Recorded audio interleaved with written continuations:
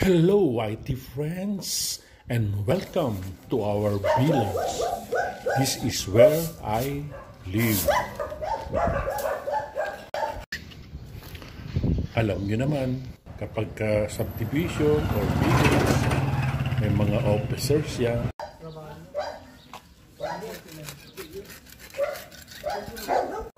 Napagkayarian namin o napag-usapan o napagkasunduan ng mga officers na need na namin yung papinturahan ito aming street gutter dahil sa masyado ng nangungupas at halos hindi na mapansin. Kaya eto, tulad na nasabi ko, napagpasya namin na magpapintura at dilaw ang aming napiling kulay. Yan. Una po, pinalinis ko po muna ito sa mga magpipintura at pagkatapos linisin, pipinturahan na. At ito po na ang inyong nakikita ay almost napinturahan na po ang aming bawat street. Maganda na po uling tingnan tuloy itong aming kalye. Oo. Ang ginamit namin panggastos dito ay yung aming monthly dues or yung aming monthly contribution. Mahirap na rin po parating iaasa natin sa ating pamahalaan ang mga pag-maintain ng isang subdivision. Oo. Kaya yung pong naipon namin na isang tabi naming pondo ay eto, pinapinturahan namin ang bawat kalye. Ang ganda na pong tingnan, di po ba? Okay, panoorin niyo po itong aking na lakap na video kung saan makikita nyo ang bawat kalye ay pinturado na. At ang ganda tuloy tignan ngayon. Kitang-kita mo ang gutter ng kalsada dahil sa may pintura na.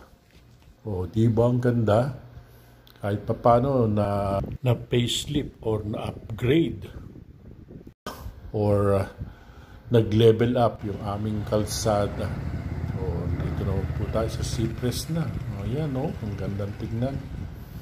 One-sided parking po kami dito. Ayan. Okay, sige po. At inyo pong panoorin ang aking video. Kung inyo pong napapansin, ay malinis ang aming kalsada. Dahil ang aming mga kapitbahay dito ay masisipag maglinis sa kanilang tapat. Dito na tayo sa Don Bosco Street. Ito na po yung halos panghuling street na pininturahan, itong Don Bosco Street. Ayan po ang kanilang kalsada. Ang ganda-ganda naman ng kulay dilaw. Nakikita tuloy ang lapad ng kalsada. Ayan. Sa bandang hulihan po niyan wala ho masyadong bahay at diyan po ako nagja-jogging pagka umaga. Puro po puno ng saging ang lugar na yan.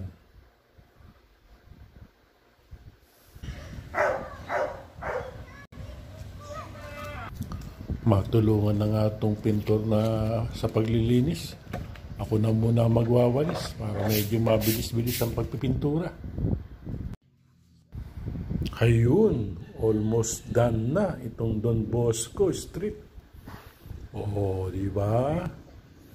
Ito yung dulo ng Don Bosco. Dito po ako madalas nagja-jogging, nag-stretching ng katawan kapag umaga dahil wala po masyadong bahay dito.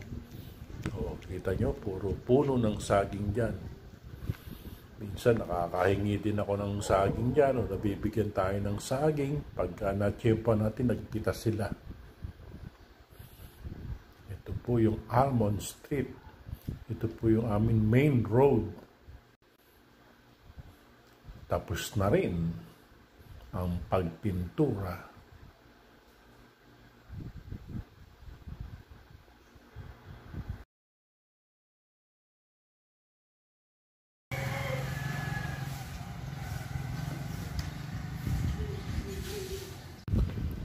Patapos na rin po ang video na ito at maraming salamat sa panonood at suporta sa aking YT channel. Ingat ka, mag-iingat ako para magkikita pa tayo sa ating mga content. Bye-bye!